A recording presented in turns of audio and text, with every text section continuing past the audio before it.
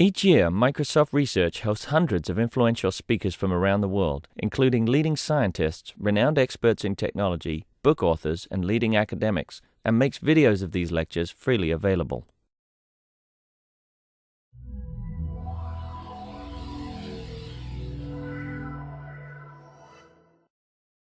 Good afternoon, folks. Welcome to the Visiting Speaker Series. I'm so pleased you are able to actually make it to work on this beautiful August day, let alone tripes all the way over here to hear this fascinating lecture.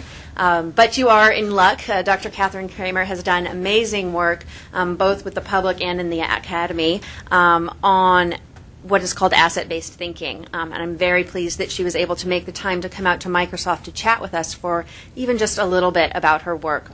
Please help me welcome Dr. Kathryn Cramer. Thank you, Pam. August in Seattle, you guys get the Nobel Prize for working today. There's no question about that. It's always like this. Well, I'm going to give you something today that you might not even know you're missing. And it's a distinction. And in most of your work, those distinctions, being able to tell one thing from another, are very important. Some we take for granted. But in terms of the work that Tam just mentioned I do, asset-based thinking, there's a fundamental kind of distinction that helps us make some shifts that are small but create big impacts. So I'd like for you to think of asset-based thinking as a focus on what's working, what is valuable and worthwhile, what your strengths and capabilities might be, what the value is, what the competencies are in a relationship that you might have. This is in contrast to deficit-based thinking, a focus on what's not working, a focus on gaps, a focus on where we might be a quart low, what the barriers are all about, what shortcomings exist. This is a fundamental switch that if you will, for the next hour or so, step into the land of asset-based thinking and give up what most of us have that we've earned by nature and nurture quite thoroughly, is a bias towards deficit-based thinking. A bias that helps us focus more on what's working than what's not working. So a small shift that could make a big difference. Just out of curiosity, how many people could remember, if I asked you to, on the spot, a series of mishaps, a series of mistakes, a series of setbacks that might have occurred in your working life over the last week? Let's just get a few of them. Okay, well, we've got, all right, great. Let me hear a few nominations. Let me hear about some setbacks. Just shout them out. Yep. Vista went down and Exchange Dog Food went down. At the same time. The stock market, what can we do, huh? Okay, great. What else? Great, thank you for nominating that. I want to hear 4 or 5 setbacks, mistakes, mishaps, problems that you ran into last week. Yes? Meeting that I very carefully scheduled 3 months in advance got canceled. Got canceled. A meeting carefully scheduled got canceled. Something happened to the stock market, what we own. What else? Router crashed yesterday and knocked our labs offline. Is that right? Yeah. Okay, so the labs were offline? The router crashed and it knocked the labs offline. Yeah, okay, got it. Something. Not all of them, just ours. Just yours. You're special. Okay, great. All right, great. So the labs were knocked off. We had a meeting canceled. What else? 2 or 3 other things. I said something stupid. You said something stupid. This is a person who was able to really say to herself, this was a mistake. Okay, great. One more. Yes? Late deliverables on a project. Late deliverables. Okay.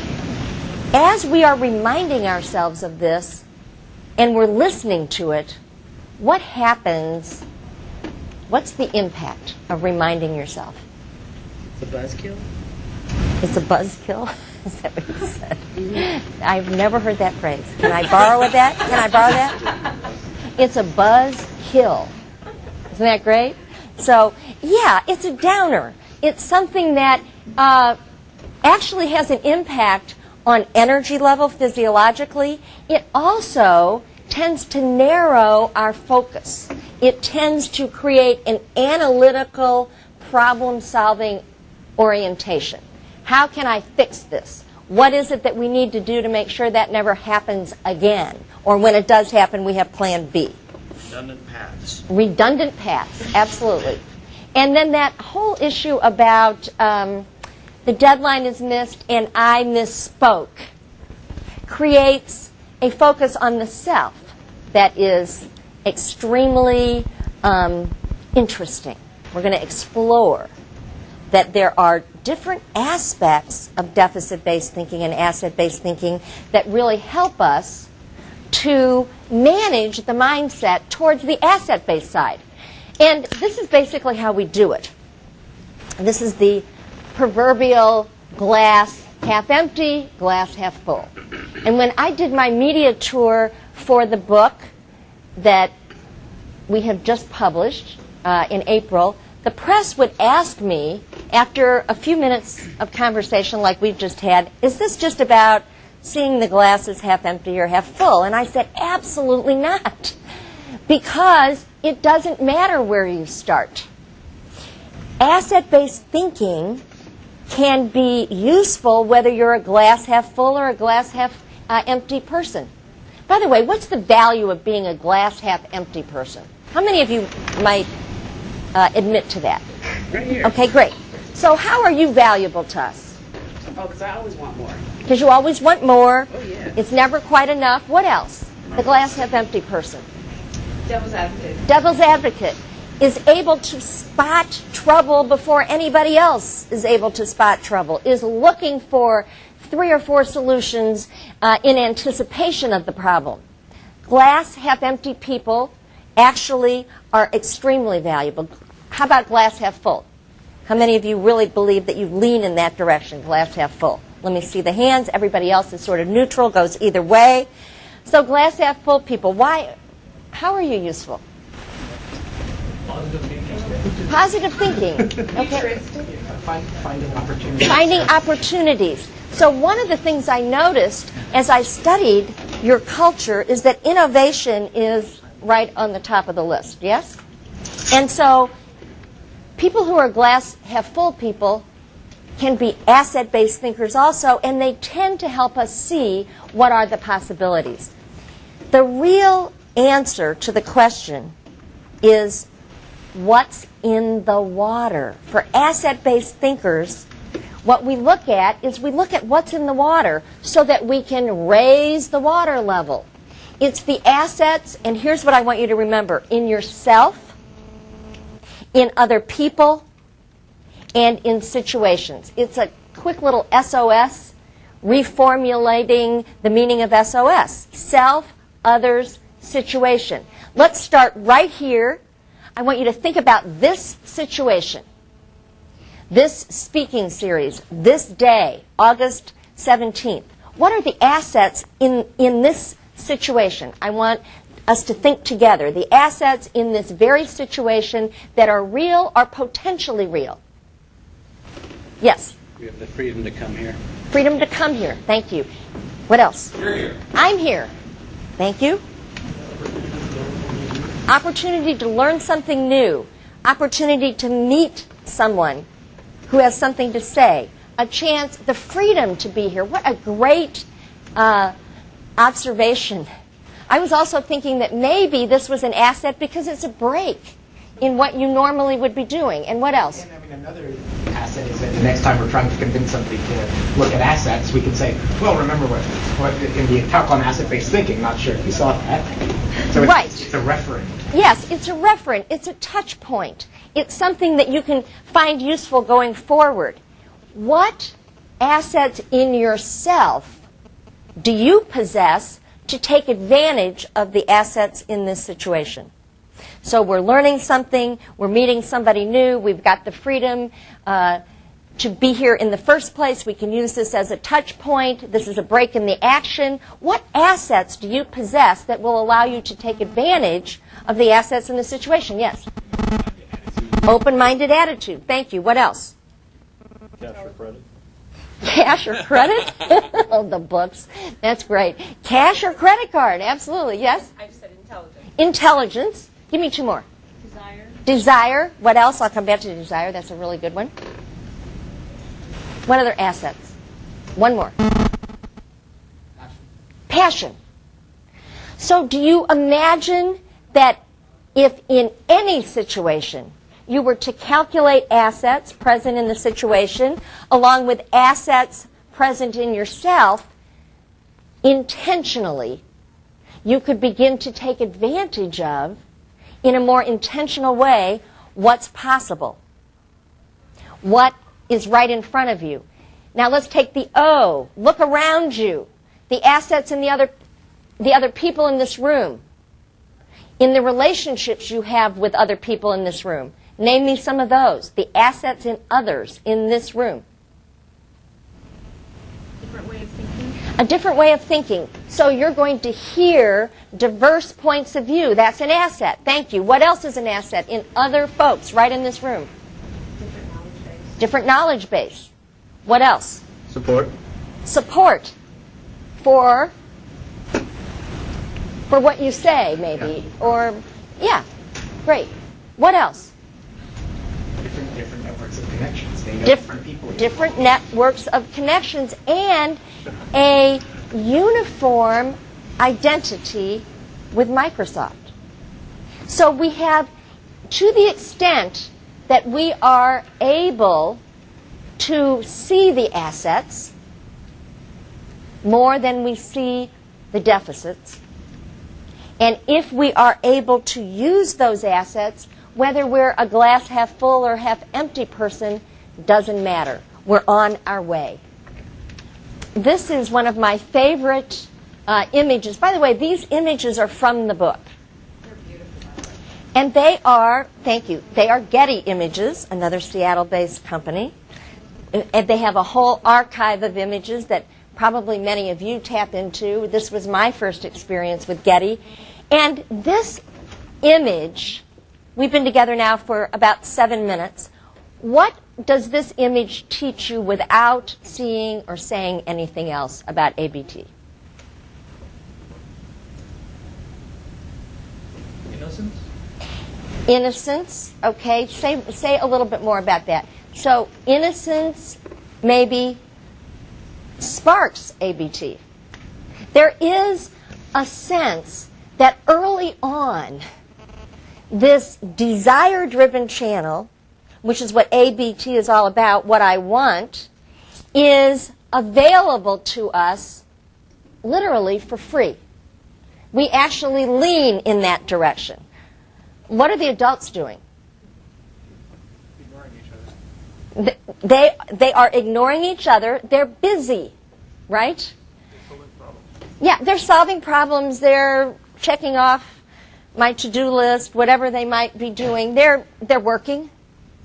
And the children are teaching us a very fundamental fact about asset-based thinking, which is the relational field is rich and ripe with assets that sometimes we begin to ignore as we mature. I also read about Microsoft, your belief in collaboration and how critical it is to innovation, to teams working together. Tam told me on the way over here that you need to influence people who you do not have direct authority over. How many people have that as part of their daily right? This is where the relational field makes good business sense. It's where the relational field makes good career sense, science and research sense. And oftentimes, as we mature, we leave that relational field. How we relate to ourselves, how we relate to other people, and how we relate to situations, maybe asset-based or deficit-based, and it is a choice. Now, to take advantage of some of the folks in the room, what I want you to do is I want you to turn to one other person, so find yourself a partner. Do that.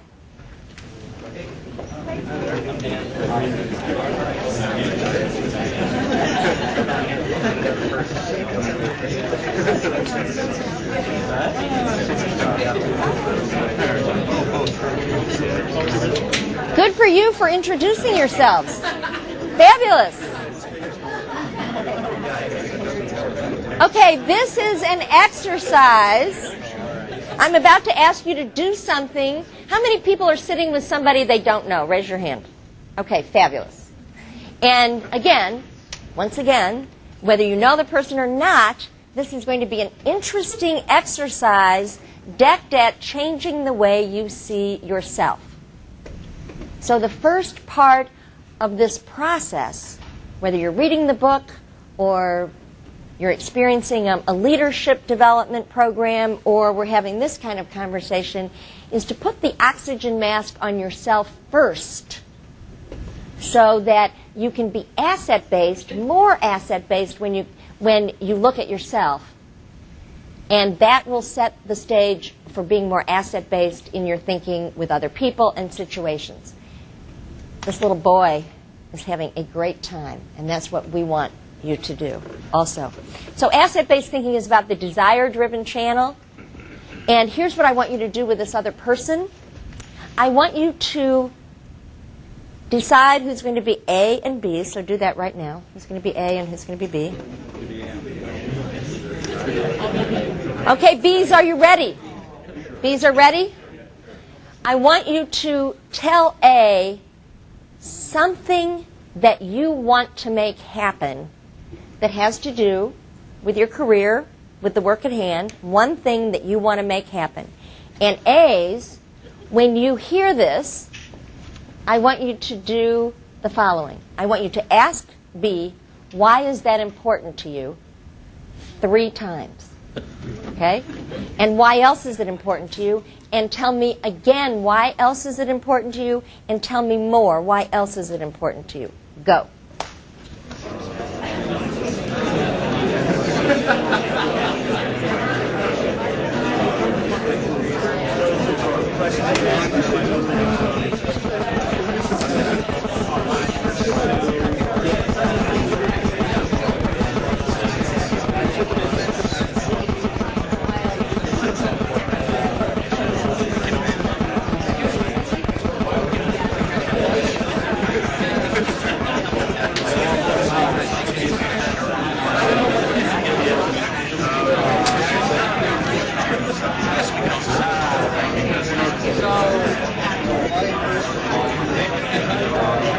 You want to be my partner? No. When I'm asking the question, yeah, and I say, why is that important?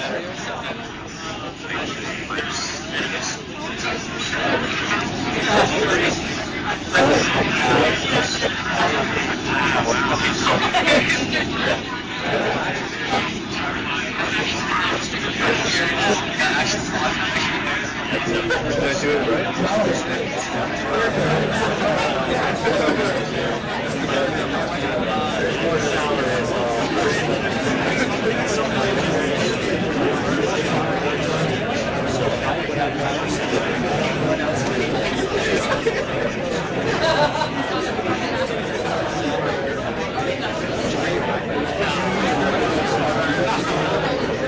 Why is it important to you?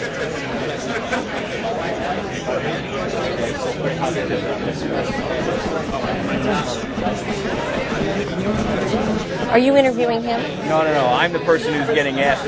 Okay, so yeah, why is it important to you? So just repeat that same question. Yeah, and why else is it important to you? And tell me more about why it's important to you.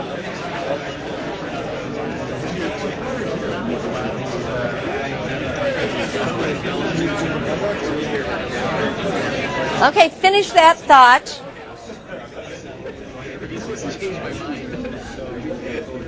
So even though the instructions might have been slightly hazy, what the clarity that I was looking for was B would talk about what he or she wants, and A would say, tell me, why is that important to you, and why else is that important to you, and why else is that important to you. So it's the single thing that you want, and why is that important to you. Okay, so for those of you who were Bs, what happened to you as you began to listen to the question and answer the question, why? How were your answers different the first time than the third time? Yes? They got a lot more personal. They got more personal. Okay, so without actually telling us what it is, personal meaning something that you... Well, the first time was more about overall business. The second time was more depth about that. The third time was what turns me on about it. Right. Okay. Anything else? I'm going to come back to that. It's a very important point. Yes? Typically, this kind of thing transitions from implementation to values. Okay. Yeah. So there's something external I'm trying to create that is attached, deeply, much more deeply attached and rooted in my values, in my interests, my needs, my wants.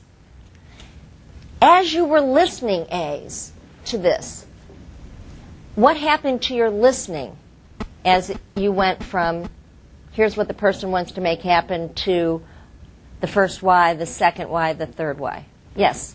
I think as a person gets more personal, gets more intimate about the reasons they're giving, they make you care about it more as a listener. Okay, so you cared about it more.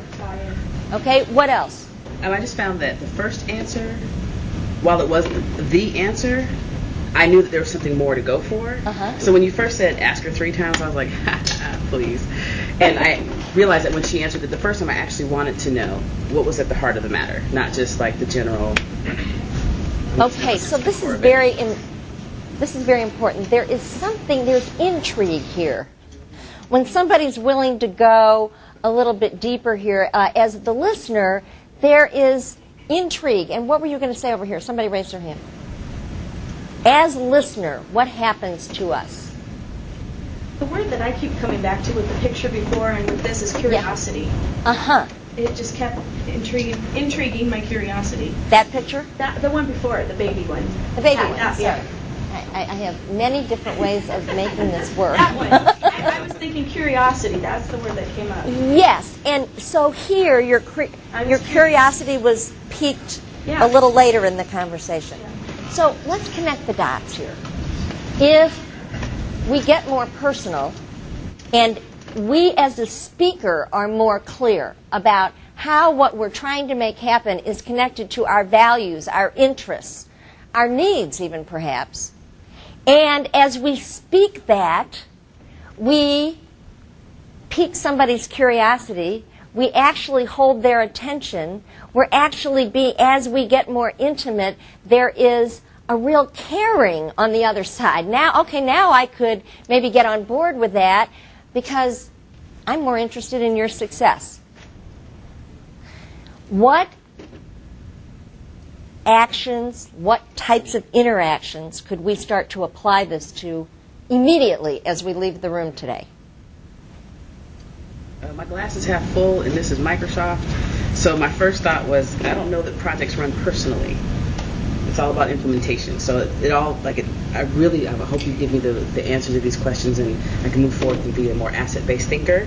But my first thought was, when I'm running a project, whether or not this ties to your values and we have to implement is kind of academic. Well, yes and no. Okay. So here's the deal. Well, let you answer that question. So if you really answer those questions honestly, you're really making yourself vulnerable.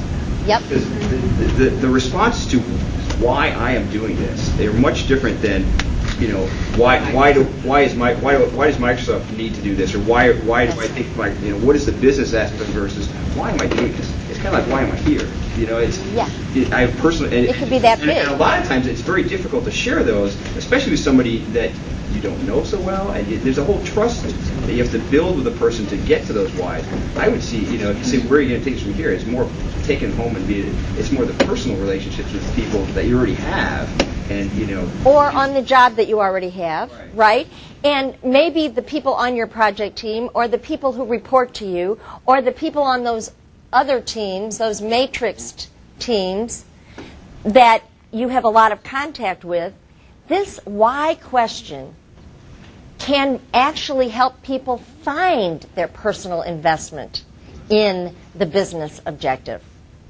Let's make sure that this project has intrinsic reward and value to everyone working on it. And how would we do this? We would begin to say, this is what we want to make happen, and how could we make this valuable to every single person who is connected? This is your life that you're spending here.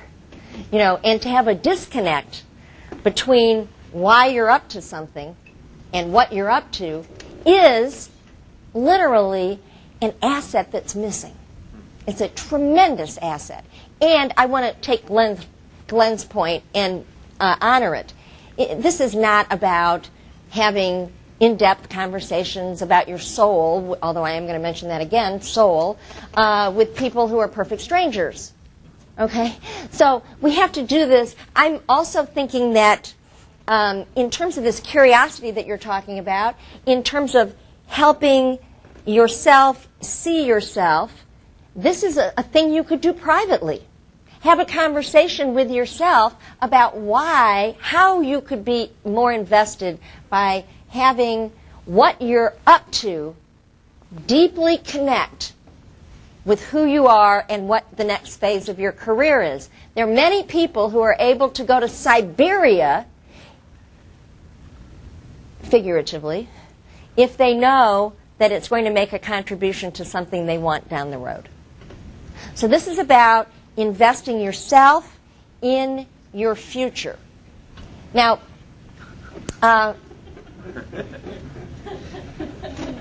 so is this something that is true for Microsoft?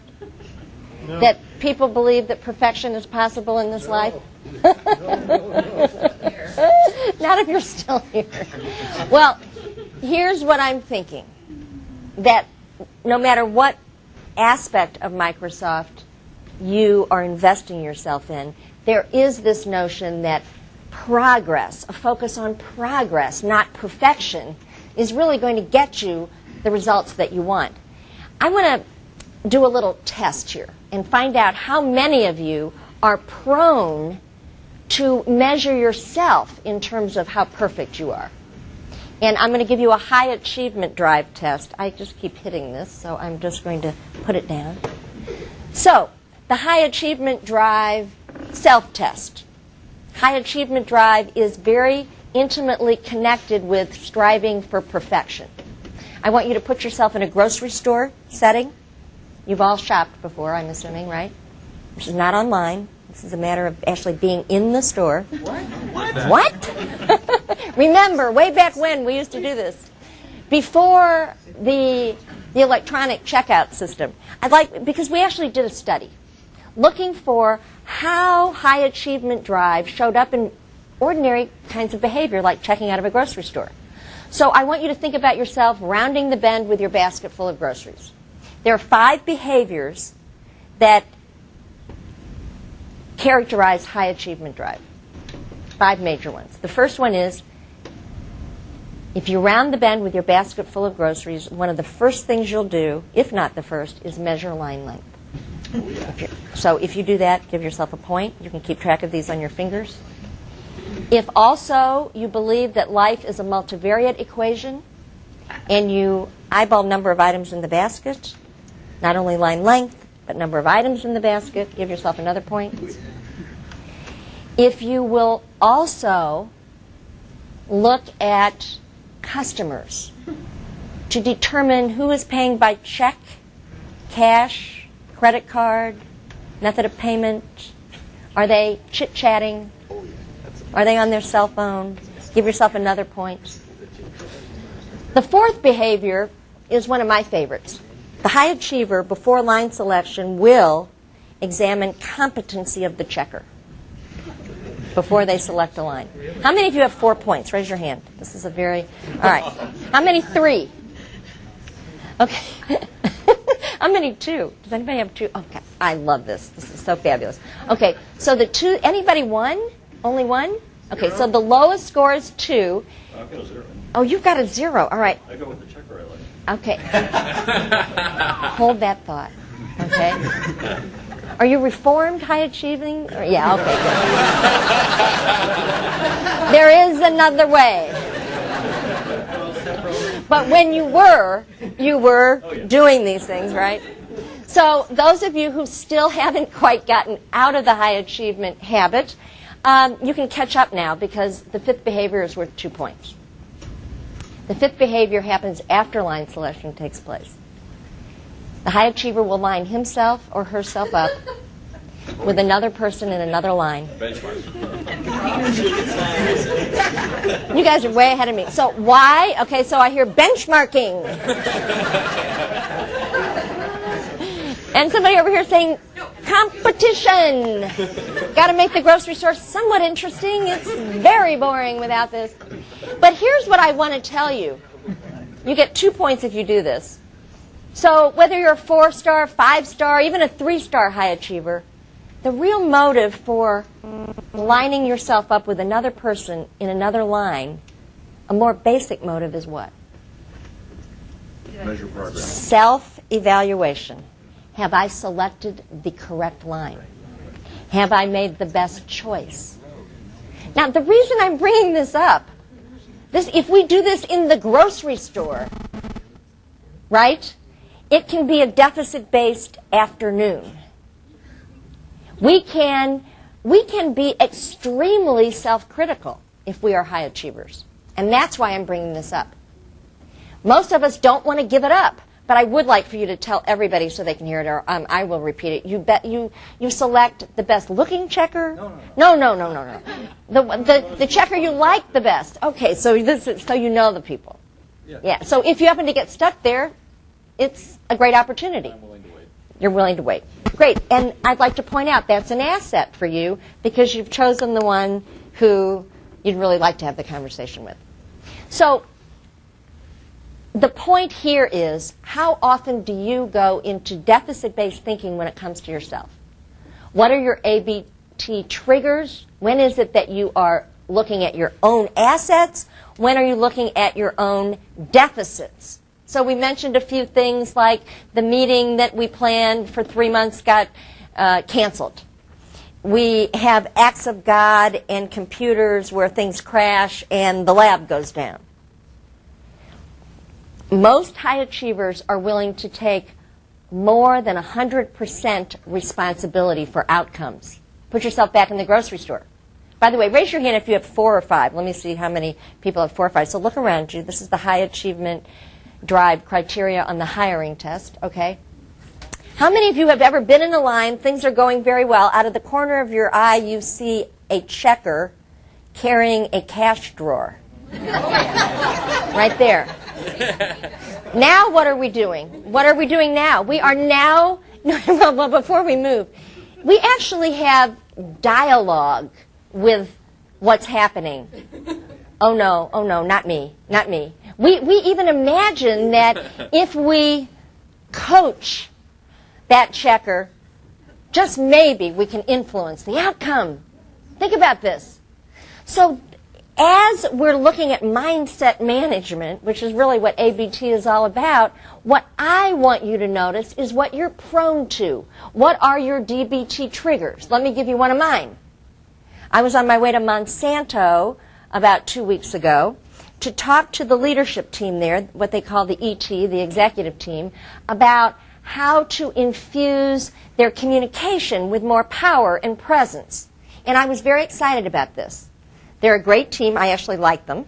And they have a lot of biotech and ag these days to influence.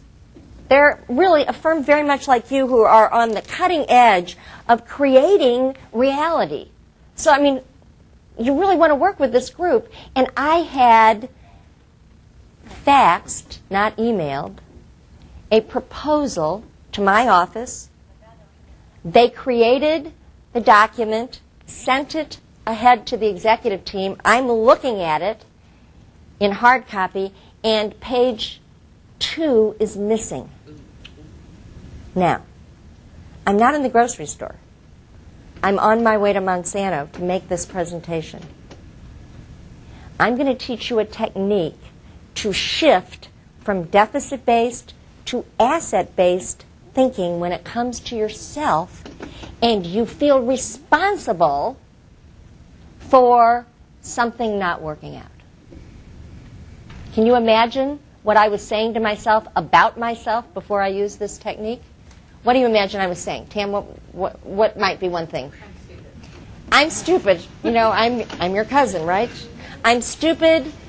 Fine professional you are, Kathy. I can't believe I didn't check it. That was actually what I was saying to myself. I cannot believe that I didn't have them email me the proposal before they sent it. And then, now what else am I thinking about them? This is a very short trip from me to them. Now, some of you are saying to yourselves, I think you're probably right. Was a little stupid, should have checked your work. So this, I'm really here to tell you that DBT can be truthful, accurate, it's just not helpful. Especially in that moment. Why is it not helpful in that moment? Think about DBT, deficit-based thinking, analytical thinking, focus, fix the problem. What am I leaving out of the equation? What I have to work with. The assets in the situation, in myself, and in other people in the room, or not in the room. So I say that DBT, deficit-based thinking, when it comes to yourself, comes highly charged with something I would call internal critical feedback. We all have an internal critic, shaped out of probably well-meaning real critics that might have been teachers or parents or coaches or anything else, anybody who teaches you very well what you're a quart low on, and details are not my forte. I can tell you that. That's not on my list of assets. What's on my list of assets, however, is big picture thinking, the ability to relate in an honest, authentic way to what's happening right in front of me. So I need my coach to remind me of my assets. What are the other assets in the situation? If you were in this similar situation. I feel you probably have some spontaneity. Okay, I've got some spontaneity. What intrinsic in this situation? There's a mishap here, right? Something didn't work. But you know your stuff. I know my stuff, so that's in me now. Go to the situation. Yeah. Maybe you can turn the situation into a learning example for the presentation. So I could take this mistake, admit it, and talk about how this is related to standing in front of people and saying, I'm sorry. Yes? You still have the time to make it right. I have some time here. So I got some time. What else do I have? They might not know what was on slide 2 anyway, or page 2 anyway. Probably not. That is good. I've got time. I've got the chance they haven't looked at it. I've got the chance to make it into an example. I've got... You can let them create page 2. I could let them create page 2. Work with them and say, what would page 2 look like? Right. If I had brought it, what do you imagine it would look like? Yes. You cut the page numbers off. Oh, you're funny. That is funny. That is great. These are all great. Now, I'm going to mix them up, and I'm going to select among, you can't stand that. Tell me one more. Tell me one more. Tell them it's a beta. It's a beta. What'd you expect? So, the idea is, what we're doing right now is, you're helping me, but what is required internally is self-coaching. And the only way you're going to get there is if you believe this is an opportunity, not a problem. More of an opportunity than a problem. So I'm going to teach you the technique. This is the only thing, by the way, that I can actually certify you in today. So I need everybody's full cooperation. So here's the first part of the technique is you've got to become aware. And I want to say this very seriously. If you cannot monitor the way you talk to yourself, you will never be able to monitor the way you're relating to other people. And I would be willing to bet that, like me, you're harder on yourself than you are on anyone else. You're your own best, worst critic. You know all your flaws better than anyone. And you remind yourself of them frequently, especially when they show up. So notice when there's self-criticism or self-coaching. Second part of the technique is a very behavioral, very well-validated behavioral psychology technique, and it's called STOP. Very complex. Actually, there have been hundreds of studies. It's called thought stopping. You literally yell internally the word stop. Try that internally, please. Yell to yourself right now. Got it? Third part of the technique is a gesture. Now, we're all human beings in here. We all have advanced educations. We all have lots of responsibility. And we might forget what the value of a good gesture is in the heat of the moment. We're all in polite society, right? But if you were to imagine what the intrinsic reward of a great gesture in the heat of the moment is, what would it be? What's the value of a gesture? Expression. Release, right? And I want to say in this case, it's going to signify what to do next. We've seen these gestures. I came from, where did I come from? Shelton? So that's south of here, right? I was in Alderbrook before I got up here. And the traffic here is like goofy. And I saw lots of gesturing for the sake of relief and for the sake of signaling what to happen next.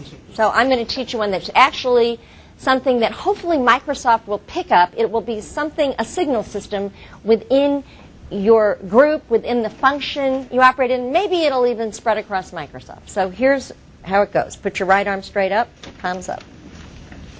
And I'm going to turn around this way because I want to make sure you move your arm down, turn your palms out, and push out, away from you. Okay, got it? Now I'm going to turn this way. Arm down, palms out, and push. Very nice fluid motion. Let's get it really, very nice. Okay, I am in the car. I notice page 2 is missing. I do the self-critical thing. I yell stop internally, and then physically I do this, and I say the following. And this is where you have to learn the phrase, so the meaning of the gesture. Aside from all of that, I can solve this anyway. Say that with me. Aside from all of that, I can solve this anyway. One more time. Aside from all of that, I can solve this anyway. Now, some of you are more introverted than others, so I'm going to give you a way to do this. You take your index finger and do it like this. Sometimes it doesn't have as much release value, but it still creates the impression. Now, honestly, try this for a week. If I meet you in the hallway, how's it going? Maybe it's a day like this. We need all the help we can get in those heats of the moment to shift, because I needed to take advantage of the time I had. I needed to call the office. I needed to fix page 2. I hadn't thought of, let's imagine together. I love that. Let's imagine together what page 2 is all about. I needed to do that. So aside from all of the fact that I am short on detail, I should have checked, I'm going to solve this anyway, makes way for the assets. It also makes way for me relating to the people around me, including the executive team, in a way where I can use my own experience as a demonstration.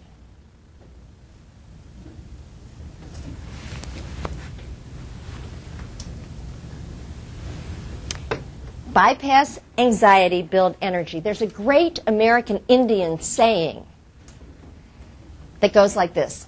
The only difference between fear and excitement is breathing. Think about that for a minute.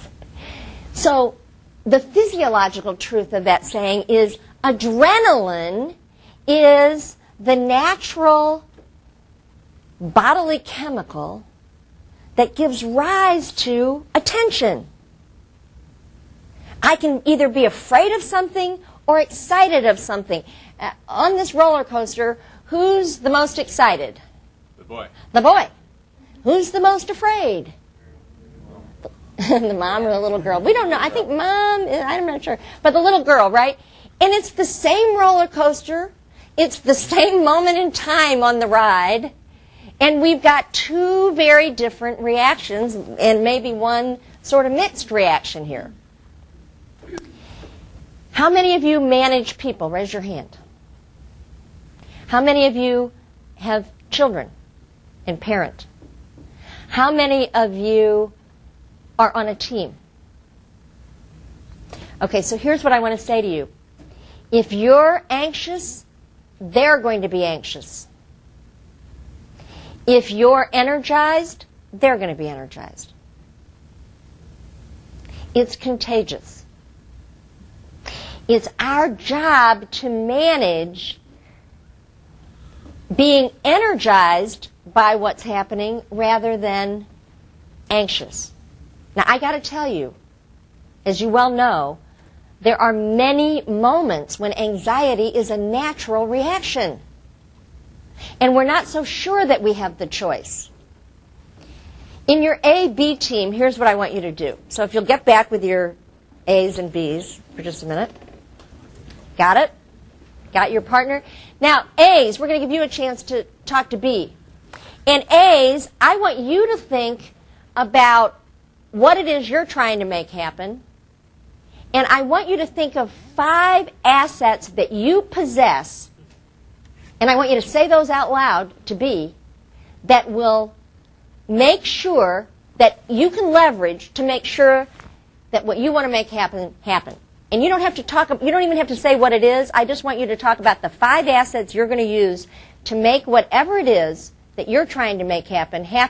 And B's, when you hear the 5th one, and keep them honest, make sure that you get 5, I want you to give them a thumbs up.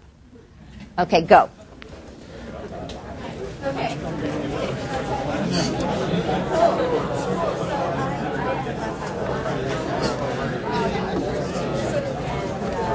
What I want to make happen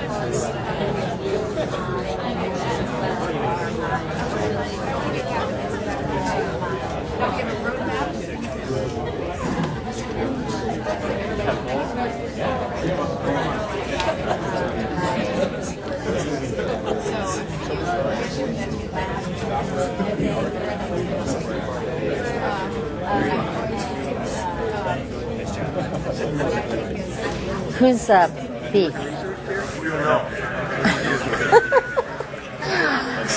Just do it. Just do it with me. Think about 5 assets that you have that you're going to leverage. I don't know what I want. You don't know what you want? Is that true? Even on the job? I mean, do you have a project that you're doing? I don't have, something immediate that I want. Nothing that you're trying to make happen? I'm very fulfilled and happy. Right, but I'm just talking about something at work. Are you trying to make something happen at work? Yeah, I'm working on something. Okay, so what assets are you using to leverage? My analytical skills, my passion, my commitment, my knowledge, my time. Well, time is not an aspect of you exactly. I mean, it belongs to me. Yeah, I know. But one other more personal.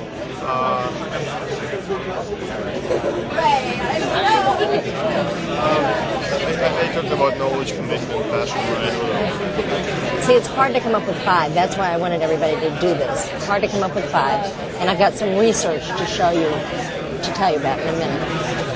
I guess maybe to get a feel of achievement. Okay. And appreciation and... Right, so you've got that desire. Yeah, okay, great. So I'm going to give you a thumbs up. Look good and not look bad. That's right. So this is, I'm assuming most people here are fulfilled and happy. We're just trying to figure out how to even get a little bit more of an edge. Okay. Okay, finish your thought.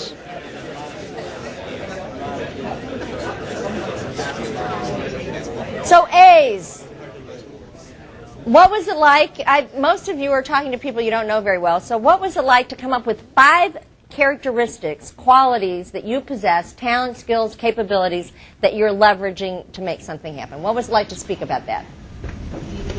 Easy, great. I don't know, I had to kind of dig for the fifth one. You had to dig for the fifth one. We kind of really found that up here too. How many people had to dig for 5? Maybe 3 were okay, and maybe 4 was a little harder, 5.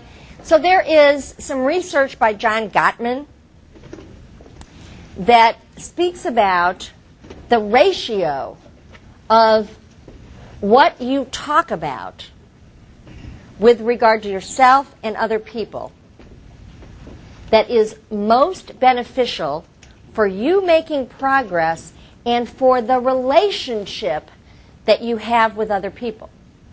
And the ratio is 5 to 1. 5 times more emphasis on strengths, capabilities, talents of yourself, of the other person in the situation, than gaps, etc. So when you were listening to the 5 strengths, talents, characteristics, what was that like? Yes. It was neat to get into the passion that he had on what he wanted to achieve and what he had, what he possessed to actually get there. It was really, really passionate about it. Okay, so what did that do for you? Well, it kind of motivated me. I was interested in what he was trying to do. Yeah. Thinking, man, that's kind of cool. Can we maybe do it elsewhere? Or, okay. It just became a very big interest. Okay, so you're drawn in, you're interested, and now you're sort of wondering, well, where else might this exist? We started expounding on that. Yeah. Okay, great. I noticed that. You got the energy level in the room went up, the conversation, the volume went up. What else was it like to listen? So you said keep her honest and make sure that I get 5. Yeah. And being a glass half empty, pick things apart kind of person, I was saying, well, 2 sounds an awful lot like number 3. So that is hysterical. Yeah, and you got to sit right in front of him, huh? So how was that for you to be able to make a finer kind of distinction as a result of his coaching? That would be coaching. What was that like? Means I had to reach deeper. You had to reach deeper. Okay, and so what I am saying to you is this.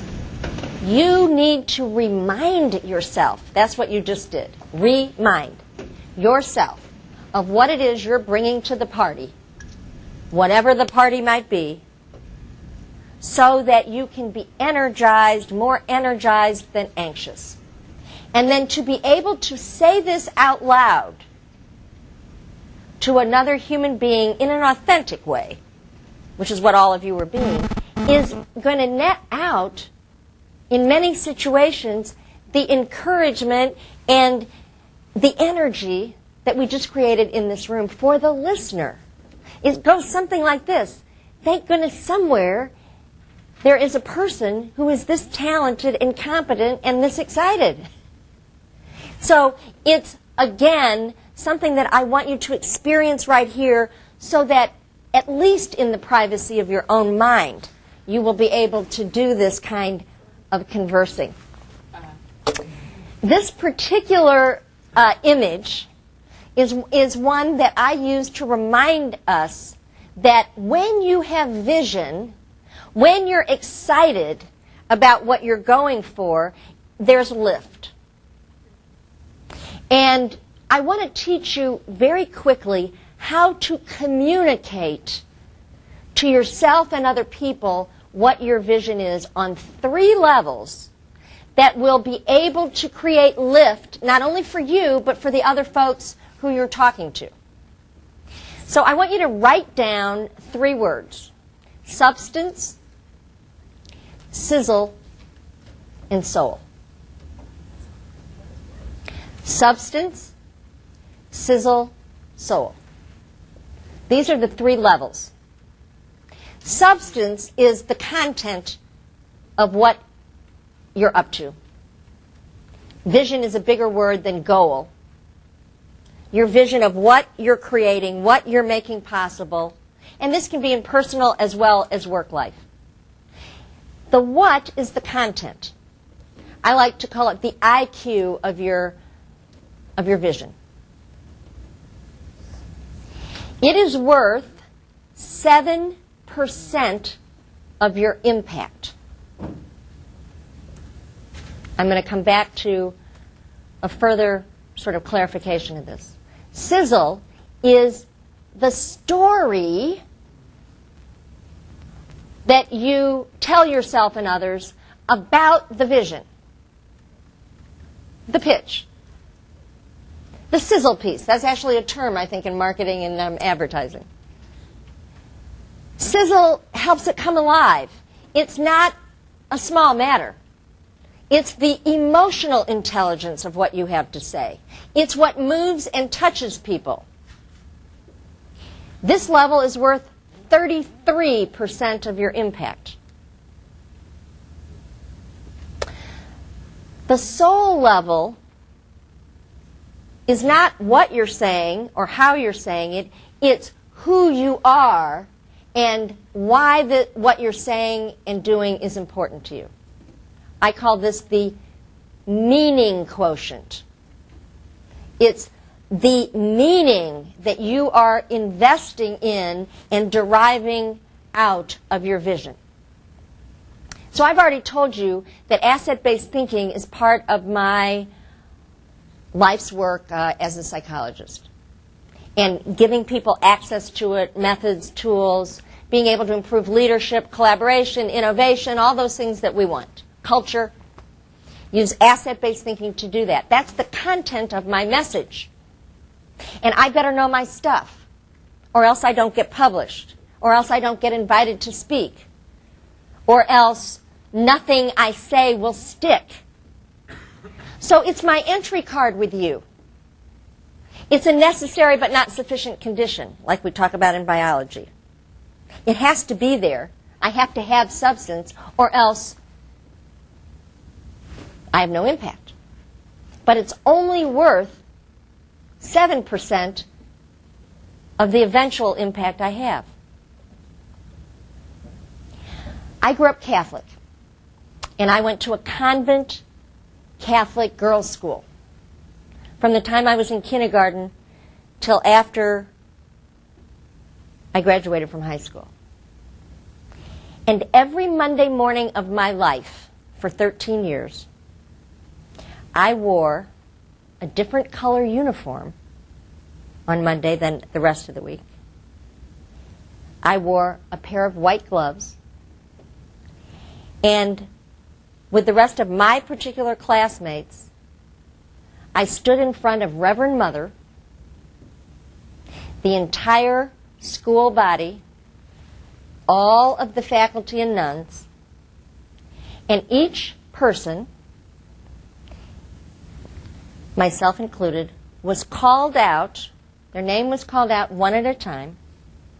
We took one step out of the semicircle we were in. We curtsied, as our name was called. And the principal read out the transgressions that we had been caught doing over the previous week. Once the litany was done, we went up one by one to Reverend Mother, and we received a color-coded card based on the number of transgressions. A blue card signaled we'd only been caught twice or less. Now, the transgressions included speaking in line.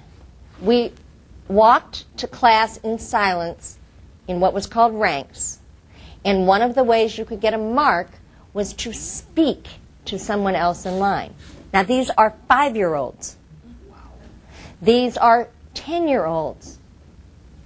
By the time you got to be 12, you knew how to do it with great aplomb without moving your mouth.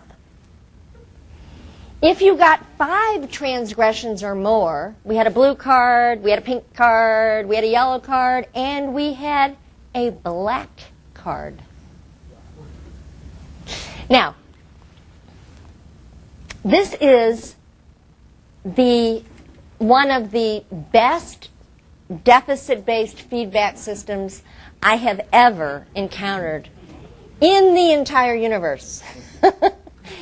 And part of my dedication to asset-based thinking comes out of the contrast effect. What it is like to live in a system like that versus a system that gives you feedback. Do you remember that little girl, that little toddler there, desires make us grow? Every single one of us, probably in this room, hopefully in this room, had parenting when we were toddlers and families that were good enough that occasionally we even got a standing ovation. Think about little kids. We hang on every word. When they're able to speak a new word, when they're able to take 3 steps, not just 2, what do? We applaud them. Forget those analytical skills, whether or not that's exactly grammatically correct or not. It's cute. It's wonderful. It's fabulous. And it's that kind of feedback that makes collaborations happen. That's that kind of feedback that encourages somebody to strive harder. By the way, a sense of pride, there's some new research that the more proud you are, the more innovative you are. Pride spurs 2 things: striving for higher goals and creative thinking. I'm not talking about false pride. I'm talking about a sense of achievement. I did it. This happened. It's fabulous. When I think about my commitment to making asset-based thinking work, I also remind myself of this. I was born with a cleft palate. It's been repaired. But when I was a little girl, it was a bigger scar than it is now. And I realized pretty early on a couple things. One is that other people, especially kids, thought I was ugly. And so they wouldn't particularly want to play with me. They wouldn't pick me for their team on the playground, etc. But here's what I sort of figured out. That if I could anticipate what the kids wanted to do next, if I could sort of read the signals about what would be fun, if I made that suggestion right about the time they got bored, I'd be included. It taught me how to read. My cleft palate actually taught me how to be focused on what somebody else wants. And it allowed me at a very early age to feel like I belonged. Now I want you to look at me right now, be with me, and just tell me, how has our relationship changed in this last 3 or 4 minutes? How are you seeing me differently than you saw me before? It's more personal. So how do you see me? More humanized. Okay, so you see me as a friend, maybe. And before you saw me as a speaker. Well, it's a job. Yeah. As a recovering Roman Catholic. Yeah. That's why I kept looking at you with Reverend Mother in mind, right? Not the dress. No. But the fact is that a couple of things occurred to me. One of them is that we're talking about this 7% and 33%. I'm sorry, I did the math. Yeah. And it implies that 60% is the soul, who you are. Yeah. And it sounds to me like that was your demonstration of who you are. And I feel like... What does that do to your view of me, of my vision? Yes. Also, it explains a lot of why you're doing this work. Yes. Okay, so to the extent that you know why I'm doing this work now in a different way, so what? It validates it. It validates what? The work that you're doing and what you're trying to get to the meaning you're trying to get across. Right. It validates the work to some extent, and it also validates... Go ahead. I Like for myself, it tends to kind of lower my skepticism level. I think there's more authenticity. Okay. I'm going to come back to the A word. Yeah, so this is very interesting. Listen to this. Lowering skepticism. There's something about my authenticity that lowers skepticism. And would you mind just telling us what you might be skeptical about? Like pop psychology ideas, things that I might not buy into. I'm very skeptical about those sorts of things. Right, and you're here anyway. Right. Well, there you go. Okay. So there's like I think most of us are skeptical. That's why I wanted you to, it's sort of like, is there anything new under the sun here that I haven't thought of or heard of? And maybe if there's a morsel, that would be worth it, right? Is that right? Sure. Yeah. Okay, great. And what were you going to say? Well, just giving insight into what your motivations are makes you more credible. Okay, and I really didn't talk about my motivations, did I? Not directly. Not directly. It also gives hope that you can change, because if you can recover from a deficit-based system like that, we've all got an opportunity to get better. I'm alive. Yeah. Well, and the truth is, those systems, how many of us can identify with any part of what I said? I mean, you're obviously you're not wearing white gloves and all that kind of stuff, but I mean, how about what? Product studio. That's a deficit-based system. Right. Okay. And I don't even know what you're talking about, but I believe you. We track bugs. Okay. Got it. It is a very deficit-based system. And it's probably intentionally that way, correct? Yeah. Absolutely. Yes. And by the way, this is not to make DBT wrong. I want to be very clear about that. Because when you're tracking bugs, you better find the bug. You got it. I got that. Okay? I'm talking about in that... We don't want you finding it, especially when you're doing a presentation. Absolutely. And that's why we've got redundancy. You talked about that before. Boy, am I redundant. All the way back there. Right, exactly. So this is not to make DBT wrong. It's to talk about the bias. It's the bias. And the bias that we have towards ourselves, other people, and situations. And if the agenda is finding the bug, that's not even DBT in the first place. That's the mountain I'm climbing. Exactly. Somebody else back over here wanted to say something. So getting back to this 3 levels of substance, sizzle, soul, Harvard did a study looking at the constituents of highly effective leaders. So the constituents rated people, and they took the most highly effective leaders, and they said, what is it that makes these people highly effective? And 60% of the weight went into variables that have to do with character. Now, this is good news. Because it's in this terrain, the authentic person and who they are behind the leadership agenda that sways the followers to believe they're effective. A leader without a follower can be a great subject matter expert. A leader without without followers can be a fabulous individual contributor, but won't be able to influence the culture, the team, the group, the function that he or she belongs with. So I want you to remember this ratio. And these are extrapolations from studies of verbal and nonverbal communication. Birdwhistle, if you want to look them up, in the 50s did the original study where 7% of your impact has to do with the words, the content.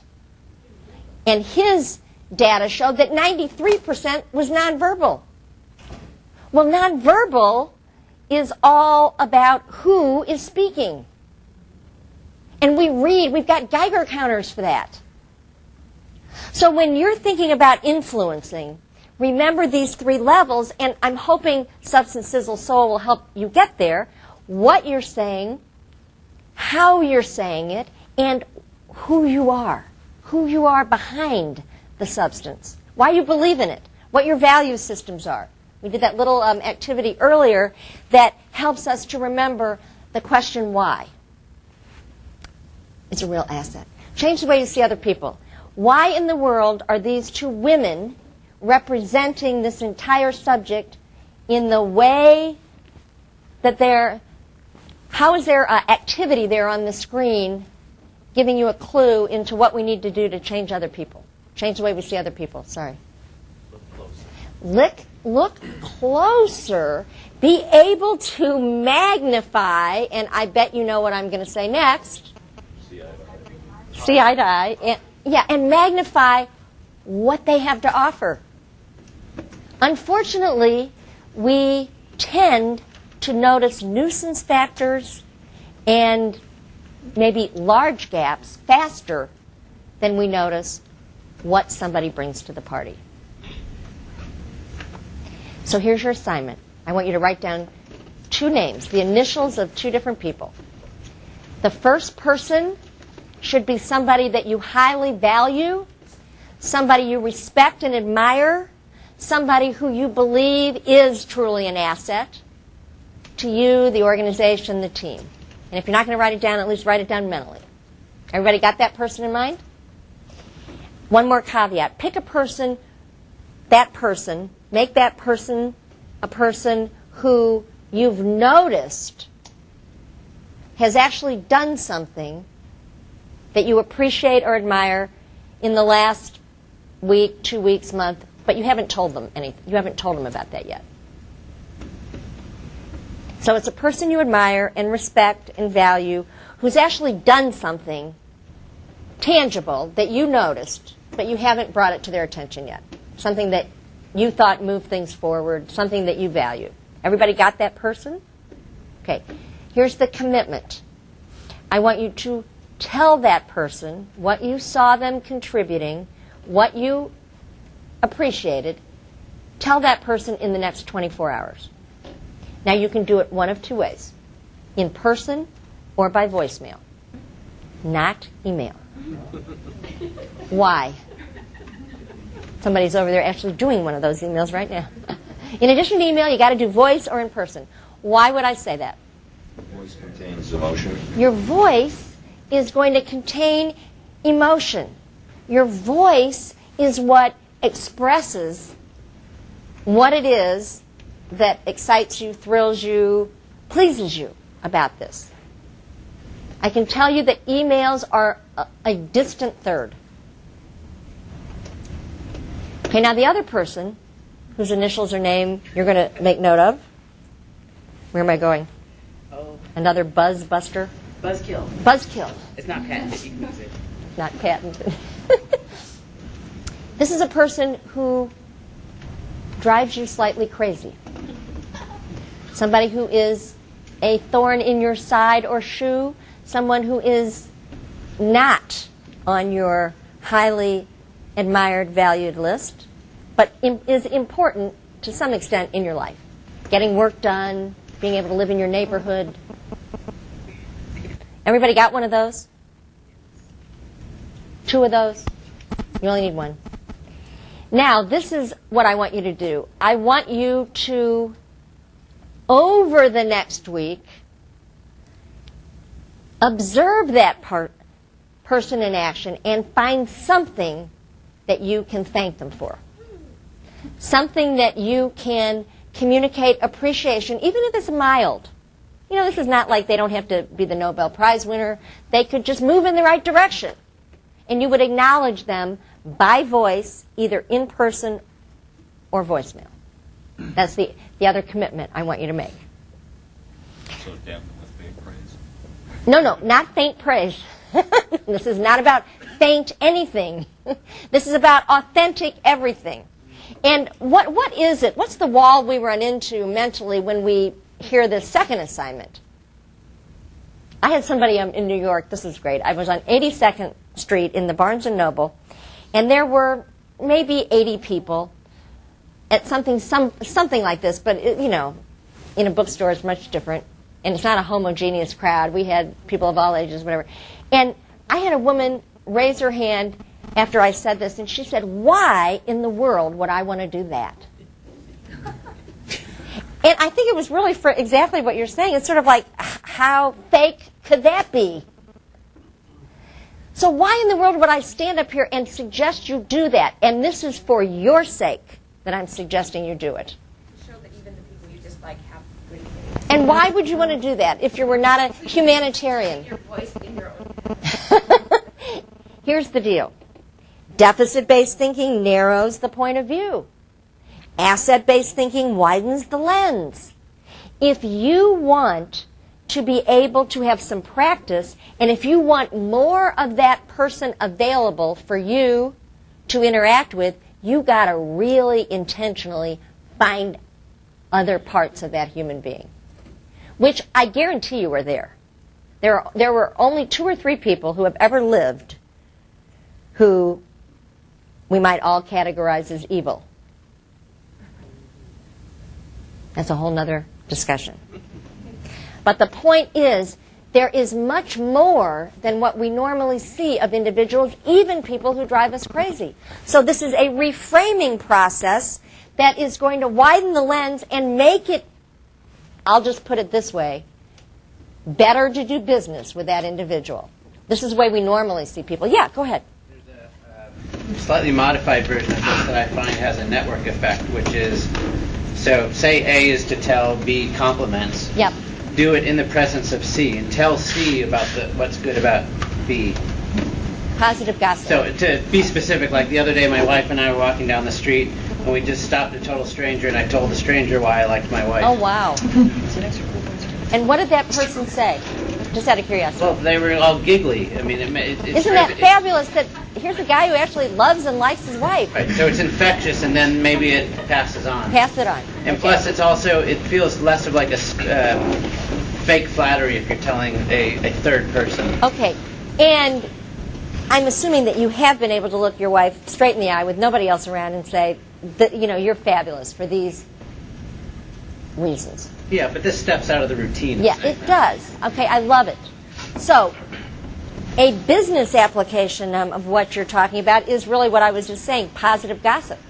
The ability to start a story about another human being that has an impact of raising their profile, raising what their worth is and value is to the organization. There's an orchestra conductor by the name of Benjamin Zander. Anybody know Benjamin Zander? So he might have spoken here, actually. Did he speak here? So he has a practice of anyone new coming to the Boston Philharmonic begins their work at that orchestra with an A.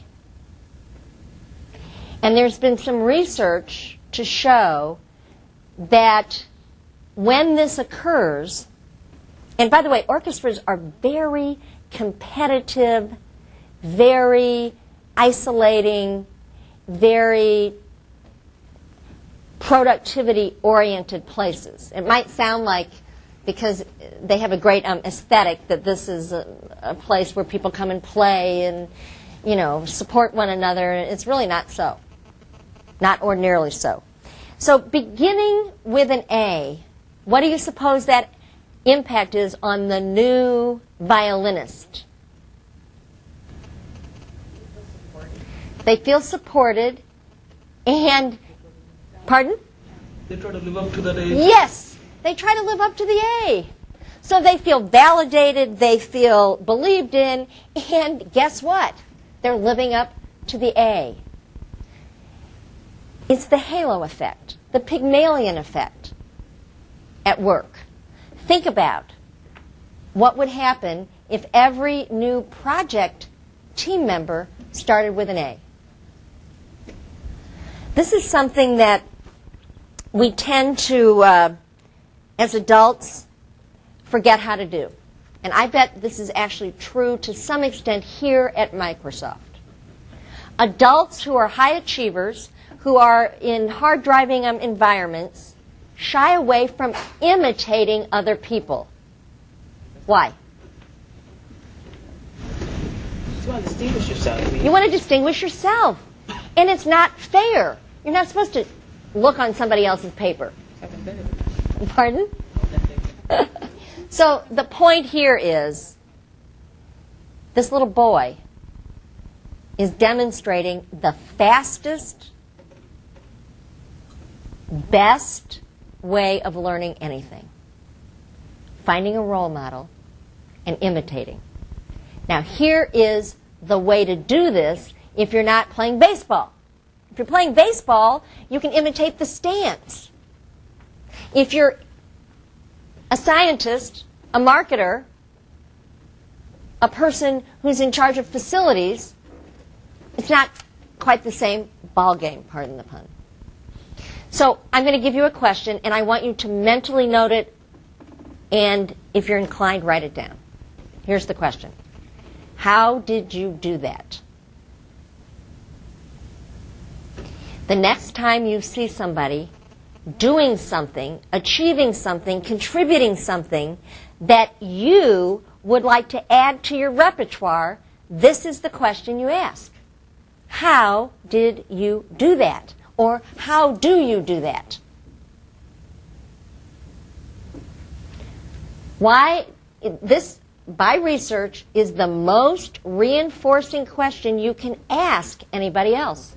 Why would it be reinforcing to the person you're asking, how did you do that?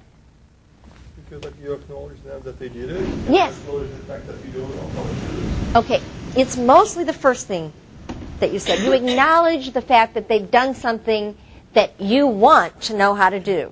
So, and you also acknowledge that you don't know how to do it. Yes, and you don't know how to do that. So you're asking, you're requesting something that, by the way, most people will look at you and say, I don't know. And so not only don't you know, they don't know either. Now, they just did it. How could they not know? How could they not know? They're on automatic pilot. It's easy for them. They do it like breathing. They learned how to do it a long time ago. They keep doing it over and over and over again. So that question will cause them to remember and to articulate how they do it. And that is what is so rewarding for the person. They're sitting there feeling honored you asked, probably. And if they don't have time today, they can tell you tomorrow. And to your satisfaction, when they're able to tell you, they will know. And I can tell you that most people who are competent would like to know, how in the world do I do that, so that I have it more available more often. The corollary to how did you do that is this question. How did we do that? This is what the military calls after-action review. It creates an affirmative zone within a team, within a twosome. How did we do that? And the way that we each remember that contributes to the whole. And the same reinforcement happens for the group that happened for the individual. Lessons learned. This is the final piece of what I want to talk to you about today, and it's probably the thing that gets most of our attention. Change the way you see situations. If you were the mouse, what would you be thinking at this moment? If you're on the deficit-based channel, what would you be thinking? Run away. Run away. Okay. Well, actually, might be a smart idea, right? So, the DBT version of this is, oh my gosh, this thing is about to happen. I had one guy say to me one time, if I were that mouse, I'd be thinking, ain't gonna rain on me today. Thought that was very creative. A little out there, but very creative. So I want you to think about problems, because problems are real. The bugs are real, the problems are real, and asset-based thinkers don't shy away from problems. So can everybody think of a problem that they are facing right now? Large or small, it doesn't matter to learn this. Everybody got one? Everybody got one? If you don't have, I have some extra if you need them. Okay, I'll be flying tonight, that's one thing. So, the idea here is the problem. Now here is another question that is totally it is so valuable that I want to make sure you all leave with it and that you all use it immediately in face of any problem. Here's the question. How can I turn this into the best problem I've ever had? How can we turn this into the best problem we've ever had? I had some folks tell me recently that although they do after-action review, like how did we do this, lessons learned, they hardly ever at the beginning of a problem will look at a room full of people, a team, a function, and say, how can we make this the best problem we've ever had? Now, without even knowing what your problems are, if you're saying to yourself, how do I make this the best problem I've ever had? How do I turn it into the best problem I've ever had? What's going on here? You're widening the lens. You're widening the playing field. You're creating value out of something that starts out as an impediment. Now I want you to think about Rudy Giuliani. It's 9/11, a few years ago, when the World Trade Center tower was hit. He has just come out, by the way, with a book on leadership, and I apologize, I don't know the name of it, but his face is on the front of it. You can't miss it. Rudy Giuliani on leadership. And this was something I did not know. For the 9 months before 9/11, he had been walking around with his co-author, and the co-author had this pad, this yellow pad, and was taking notes on everything Giuliani did. Went to this meeting, how did you do that? What were you thinking? So he was trying to codify with Giuliani what were his approaches to leading. And Giuliani says in the introduction, that exercise made him more ready for 9/11 than he ever would have been. Now think about this. His own self-awareness of what his brand of leadership was all about helped it to be top of mind. This is a very ABT thing to do.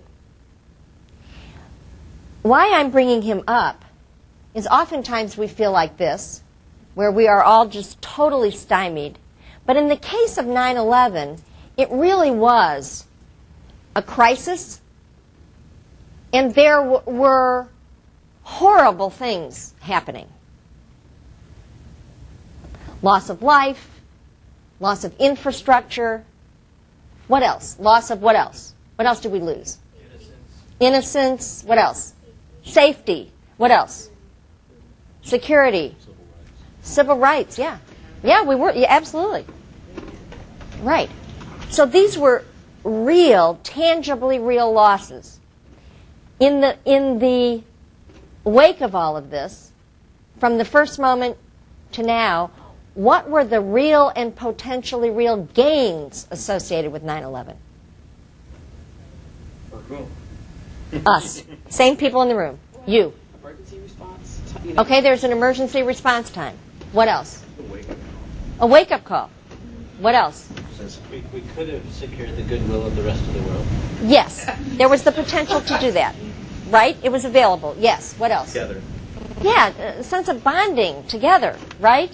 I mean, New Yorkers, how many of you are New Yorkers? Anybody? Okay. So you know that it's a neighborhood, community, city, but the rest of the world didn't know that. And we now all knew that, and besides that, we were all New Yorkers at that moment, or from Washington, or from Boston. So here's what Giuliani did, and this is what each one of us need to do, whether we're leading our lives or leading something as critical as the response to 9/11. I'm going to say it this way. He made heroism more important than terrorism in every single thing he did. It didn't mean that he didn't deal with the security issues or the infrastructure issues. But think about his leadership. The heroism that took place within the firefighters, the police, the person on the street, the families, the city itself, the country itself, to the extent that we were on that channel. That's what he shined the light on. And that is what asset-based thinking is all about, proportionality. It's not that you don't focus on the terrorism or the losses real and potentially real, but it's the proportion of effort. So it's not only situations that are problematic that we need to look at, it's also these kind of situations. How many of you remember the name of the person who broke the 4-minute mile in 1954 when I was hardly born, and some of you weren't born at all? Yes, Roger Bannister. Roger Bannister. He was a physician. And in 1954, the belief was, I hear tell, that it would actually harm a human being to try to run faster than 4 miles. It would do cardiovascular harm, blah, blah, blah, blah, blah, blah. There was another guy, apparently, and I just know this because I love this particular story, named John Landy, who was also a sprinter, and he couldn't break the 4-minute mile, except he did the week after Roger did. And by 1957, how many people had broken the 4-minute mile? Do you know? A lot. A lot. 16. More than a dozen. 16. What accounts for this? It's exactly what you're doing right here. It's getting outside of convention and being able to put your stake in the ground to do something that you know you were born to do.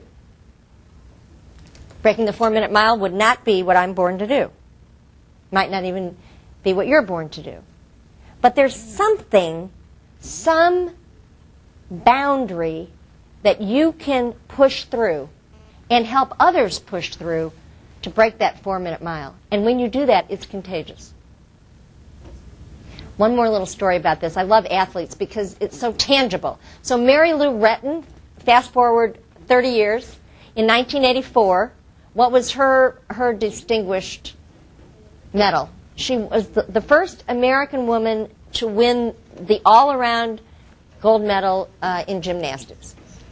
I was dating somebody at the time who was a Sports Illustrated writer, and I asked Grady to interview her because I knew he was going to be talking to her about the Olympics. And I said, when you get to talk to her, ask her what she was thinking when she stood in front of the uneven bars. I actually saw her do this little bitty thing, right? And she was like 13 or 14, something like that. She looks into the camera, lots of people throughout the world watching. She smiles and winks. Yeah.